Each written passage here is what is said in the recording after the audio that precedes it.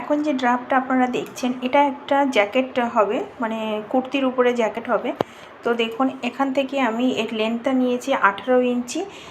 যেহেতু এটা আপনার বন্ধ গলা, মানে পিছনটা তোলা হবে, তার জন্য কিন্তু আপনার কাস্টমারের যতটা আপনার তিরা থাকবে, তিরা মানে পুট যেটাকে বলা হয়, যতটা থাকবে তার সাথে হাফ প্লাস করতে হয়। আমি নিয়েছি এখান থেকে নিয়েছি 8 ইঞ্চি, এখান থেকে নিয়েছি 7.5 ইঞ্চি, তারপরে এর বরাবর করে নিয়েছি চেস্টের মাপ, তারপরে এখান থেকে নিয়েছি আপনার কোমরের মাপ, কোমর যতটা আছে সেইটা বরাবর করে কিন্তু কোমরটা নিয়েছি।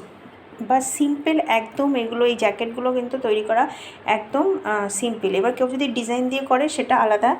আর ফন্টের ভাগটা দেখুন, ফন্টের এই যে ফন্টটাও সেম হবে, বাট শুধু আপনার সামনের পোর্শনটা কাটিং হবে।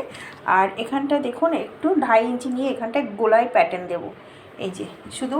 আর এখান থেকে যেটা, এটার যে কাটিংয়ের মাপ, এখান থেকে নিয়েছি 1.5 ইঞ্চি, এটাকে হাফ করেছি, হাফ করে সেইভাবে গোলাইটা দিয়ে দিয়েছি। আর এটার কিন্তু এখান থেকে দিয়েছি আপনার 1 ইঞ্চি। এটা যখন রেডি হয়ে যাবে তখন আমি ভিডিওটা দিয়ে দেব। খুব সুন্দর লাগে এগুলো।